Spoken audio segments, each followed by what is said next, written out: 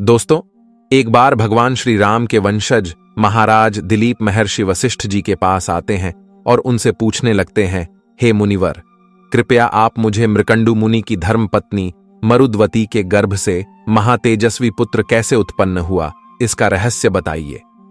मृकंडु मुनि ने ऐसा कौन सा कार्य किया जिससे उन्हें कम आयु वाली संतान हुई और फिर उसे दीर्घायु कैसे प्राप्त हुई। तब महर्षि वशिष्ठ जी कहते हैं, हे राजन, आपने उचित ही प्रश्न किया है। आज मैं आपको मार्कंडेय जी के जन्म का वृतांत सुनाता हूं, आप इसे ध्यान से सुनिए। जो भी मनुष्य मार्कंडेय जी की इस प्राचीन कथा का श्रवण करता है, उसे मृत्यु का भय नहीं रहता है, उसकी अकाल मृत्यु नहीं होती है और भगवान शिव सदैव ही उसकी रक्षा करते हैं। हे राजन, पूर्व काल की बात है। पृथ्वी लोक पर महामुनि मृकंडु अपनी भार्या मरुद्वती के साथ अपने आश्रम पर निवास कर रहे थे। अनेक वर्षों तक उन्हें कोई संतान नहीं हुई, तो उनकी पत्नी ने उनके सामने पुत्र प्राप्ति की इच्छा प्रकट की।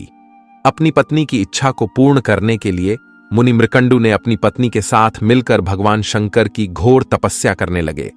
अनेक वर्षों तक तपस्या करने के पश्चात भगवान शंकर उन पर प्रसन्न हुए और उन्हें साक्षात दर्शन देकर कहने लगे, हे मुनिवर, मैं तुम्हारी भक्ति से अत्यंत प्रसन्न हूं, तुम अपनी इच्छा के अनुसार वरदान मांग लो। तब मुनि मृकंडु ने वर मांगते हुए कहा, हे परमेश्वर, आप मेरी तपस्या से प्रसन्न हैं, आपके दर्शन करके मैं धन्य हुआ हूं। हे प्रभु, अब तक मुझे कोई संतान नहीं हुई है, इसीलिए मैं पुत्र प्राप्ति की कामना करता हूं, कृपया आप मुझे पुत्र प्रदान कीजिए। तब भगवान शंकर बोले, हे मुनिवर, क्या तुम उत्तम गुणों से हीन चिरंजीवी पुत्र चाहते हो या केवल 16 वर्ष की आयु वाला एक गुणवान एवं सर्वज्ञ पुत्र पाने की इच्छा रखते हो। भगवान शंकर के इस प्रकार से पूछने पर धर्मात्मा मृकंडु ने कहा, हे जगदीश्वर, मैं गुणहीन पुत्र नहीं चाहता, उसकी आयु छोटी ही क्यों ना हो, किंतु वह गुणवान और सर्वज्ञ होना चाहिए। इसीलिए आप मुझे 16 वर्ष की आयु वाला गुणवान पुत्र ही प्रदान कीजिए। फिर भगवान शंकर बोले, हे मुनिवर, ठीक है, तो मैं तुम्हें यह वरदान देता हूं कि तुम्हें 16 वर्ष की आयु वाला एक पुत्र होगा, जो परम धार्मिक, सर्वज्ञ, गुणवान, यशस्वी और ज्ञान का समुद्र होगा। वह तीनों लोकों में कीर्ति प्राप्त करेगा। इस प्रकार से वरदान देकर भगवान शंकर उस स्थान से अंतर्ध्यान हो गए। भगवान शंकर से वरदान पाकर मुनि मृकंडु और उनकी पत्नी दोनों संतुष्ट हुए और आश्रम पर चले गए। फिर कुछ ही दिनों के बाद मुनि मृकंडु की पत्नी मरुद्वती गर्भवती हुई। मुनि ने विधिपूर्वक गर्भधान का संस्कार किया। तदनंतर उन्होंने गर्भ के बालक में पुरुषत्व की वृद्धि के लिए एक शुभ दिन विधि के अनुसार अच्छे ढंग से पुंसवन संस्कार किया। जब 8वां मास आया, तब मुनि मृकंडु ने संतान की सुखपूर्वक उत्पत्ति के लिए सीमंतोन्नयन संस्कार किया, ताकि बालक का जन्म होते समय किसी प्रकार का विघ्न उत्पन्न ना हो। फिर बालक के जन्म का समय आने पर मरुद्वती के गर्भ से सूर्य के समान तेजस्वी पुत्र का जन्म हुआ। वह बालक अत्यंत सुंदर तथा तेजवान दिखाई पड़ रहा था। चारों दिशाओं में प्रसन्नता छाने लगी। समस्त देवतागण भी स्वर्ग से उस बालक के जन्म की प्रशंसा करने लगे। फिर बालक की शांति के लिए महर्षि वेदव्यास जी मुनि मृकंडु के आश्रम पर पधारे। साक्षात महामुनि वेदव्यास जी ने उस बालक का जात कर्म संस्कार किया। उसके बाद मुनि मृकंडु ने 11वें दिन बालक का नामकरण संस्कार किया और बालक का नाम मार्कंडेय रखा गया। उस बालक को देखकर नगर के समस्त निवासी आश्चर्यचकित होकर कहने लगते थे, अहो, इस बालक का रूप कितना अद्भुत है, इसके अंदर अद्भुत तेज है, इसके अंगों के लक्षण भी अद्भुत है। ऐसा प्रतीत हो रहा है साक्षात भगवान शंकर ही इस बालक के रूप में प्रकट हुए हैं। फिर मृकंडु मुनि ने 4थे महीने में बालक को घर से बाहर निकाला। 6ठे महीने में उस बालक का अन्नप्राशन कराया। फिर 2.5 वर्ष की आयु में चूड़ा कर्म करके श्रवण नक्षत्र में कर्णवेद किया। फिर मृकंडु मुनि ने बालक के ब्रह्म तेज की वृद्धि के लिए 5 वर्ष की उम्र में और उसे वेद पढ़ाया। फिर मार्कंडेय जी ने अपने गुरुओं से ज्ञान प्राप्त किया और अपनी विलक्षण बुद्धिमता से समस्त गुरुओं को प्रसन्न किया। इस प्रकार से वर्ष बीतने लगे और जब मार्कंडेय जी का 16वां वर्ष प्रारंभ हुआ, तो उनके पिता मृकंडु का हृदय शोक से भर गया। उनके संपूर्ण इंद्रियों में व्याकुलता छा गई। वे दुखी होकर विलाप करने लगे। अपने पिता को शोक करता हुआ देखकर मार्कंडेय ने अपने पिता से उनके शोक का कारण पूछा। तब मुनि मृकंडु ने मार्कंडेय जी से कहा, हे पुत्र, भगवान शंकर ने तुम्हें केवल 16 वर्ष तक की ही आयु प्रदान की है। अब तुम्हारी 16 वर्ष की आयु की समाप्ति का समय निकट आ चुका है। उसके बाद तुम्हारी मृत्यु हो जाएगी। अपने पिता का यह कथन सुनकर मार्कंडेय ने कहा, हे पिताश्री, आप मेरे लिए कदापि शोक ना कीजिए। मैं ऐसी तपस्या करूंगा जिससे मैं अमर हो जाऊं। महादेव सभी को मनोवांछित फल प्रदान करते हैं। वे मृत्यु को जितने वाले त्रिनेत्रधारी सर्वज्ञ है। वे कालों के भी काल महाकाल है। मैं उन्हीं की आराधना करके अमरत्व को प्राप्त करूंगा। अपने पुत्र की बात सुनकर उसके माता पिता को बड़ा आनंद हुआ। उन्होंने अपने शोक का त्याग किया और कहने लगे, हे पुत्र, तुम अवश्य ही भगवान शंकर की शरण में जाओ। उनसे बढ़कर दूसरा कोई हितैषी नहीं है।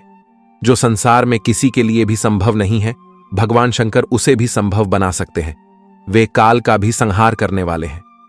भगवान शंकर ने ही समुद्र मंथन से प्रकट हुए अग्नि के समान भयंकर हलाहल विष का पान करके तीनों लोगों को बचाया था। इसीलिए हे पुत्र, तुम भगवान शिव की ही शरण में जाओ। वे ही तुम्हारा कल्याण करेंगे। इस प्रकार से अपने माता पिता की आज्ञा पाकर मार्कंडेय जी दक्षिण दिशा में समुद्र के तट पर चले गए और वहां पर विधि पूर्वक अपने ही नाम से एक शिवलिंग स्थापित किया।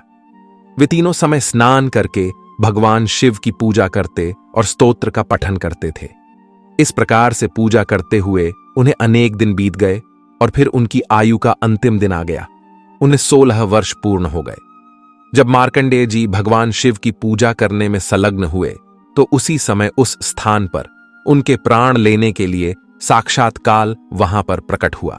काल के नेत्र बड़े बड़े तथा लाल लाल दिखाई दे रहे थे। बड़ी बड़ी दाढ़ों के कारण उसका मुख अत्यंत विकराल और भयंकर दिखाई पड़ रहा था।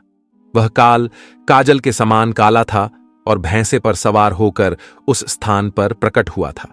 काल ने आते ही मार्कंडेय जी से कहा, हे बालक, आज तुम्हारी आयु समाप्त हो चुकी है, इसीलिए अब मैं तुम्हारे प्राण लेने के लिए यहां पर प्रकट हुआ हूं। उस काल को अपने सामने खड़ा देखकर मार्कंडेय जी को जरा सा भी भय नहीं लगा और वे उस काल से कहने लगे, हे महामते काल, मैं जानता हूं कि आज मेरा अंतिम दिन है, किंतु मैं जब तक भगवान शिव के मृत्युंजय नामक मंत्र का पाठ पूरा न कर लूं तब तक मेरी प्रतीक्षा करो। मैं शिव जी की स्तुति के बिना कहीं भी नहीं जाता, भोजन और शयन तक नहीं करता, यही मेरा व्रत है। संसार में मुझे जीवन, स्त्री, राज्य, सुख भी इतने प्रिय नहीं है जितना मुझे शिव जी की स्तुति करना प्रिय है। यह सुनकर काल ने मार्कंडेय जी से हंसते हंसते कहा, हे बालक, तुम्हारी यह बातें सुनकर मुझे बड़ी हंसी आ रही है। लगता है तुमने अपने पूर्वजों की बात नहीं सुनी है। जो मनुष्य जवानी में ही धर्म के कार्य नहीं करता, वह बुढ़ापे में पश्चाताप करता है। 1 वर्ष के 8 महीने में धर्म के कार्य करने चाहिए ताकि बचे हुए 4 महीने सुख से बीते। मनुष्य को दिन में ही काम पूरा कर लेना चाहिए ताकि रात में उसे सुख से नींद आए। जीवन भर ऐसा कार्य करना चाहिए जिससे मरने के बाद सुख प्राप्त हो। जो काम कल करना चाहिए उसे आज ही करने में भलाई है। जब मृत्यु निकट आती है तो काल यह नहीं देखता कि उस प्राणी का काम पूरा हुआ है या नहीं। काल बिना विलंब किए ही प्राणी को ग्रहण कर लेता है। मूर्ख मनुष्य मृत्यु को सामने खड़ा हुआ देखकर भगवान को याद करने लगते हैं और पश्चाताप करने लगते हैं। हे बालक, ध्यान से सुनो, जिसकी मृत्यु नहीं आई है उसे सैकड़ों बाण भी लग जाए तो भी वह नहीं मरता, किंतु जिसकी मौत आती है वह घास का तिनका चुभने पर भी मर जाता है। मैंने इस पृथ्वीलोक पर निवास करने वाले सैकड़ों चक्रवर्ती राजाओं और तपस्वियों को भी अपना ग्रास बनाया है, इसीलिए तुम अब कुछ भी उपाय करके मुझसे बच नहीं सकते। मृत्यु से कोई चूक नहीं सकता, इसीलिए अब तुम व्यर्थ प्रयास करना छोड़कर मेरे साथ चलो। काल के ऐसे वचन सुनकर मार्कंडेय जी ने कहा, हे काल, तुम भी ध्यान से सुनो। जो भी भगवान शिव की स्तुति में लगे रहने वाले मनुष्य के कार्य में विघ्न डालता है वे शीघ्र ही नष्ट हो जाते हैं। इसीलिए मैं तुम्हें रोक रहा हूं, तुम मुझे भगवान शिव की स्तुति करने से ना रोको। जिस प्रकार से सिपाहियों पर राजा शासन करता है, उसी प्रकार से शिव जी के भक्तों पर केवल उनका ही शासन चलता है, कोई उन्हें आदेश नहीं दे सकता। भगवान शिव के सेवक पर्वतों को भी विदीर्ण कर डालते हैं, समुद्रों को भी पी जाते हैं तथा पृथ्वी और अंतरिक्ष को भी हिला डालने में समर्थ होते हैं।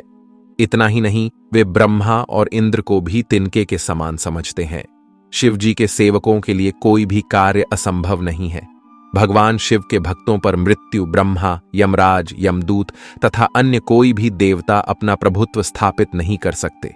हे काल, क्या तुमने महान ऋषि मुनियों के वचन नहीं सुने हैं कि शिव जी के भक्तों पर कहीं पर भी आपत्ति नहीं आ सकती?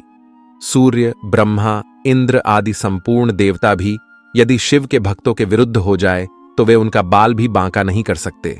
मार्कंडेय जी के इस प्रकार के वचन सुनकर काल को बड़ा क्रोध आ गया और वे आंखें फाड़ फाड़ कर उसकी ओर देखने लगे, मानो वे तीनों लोकों को निगल जाएंगे।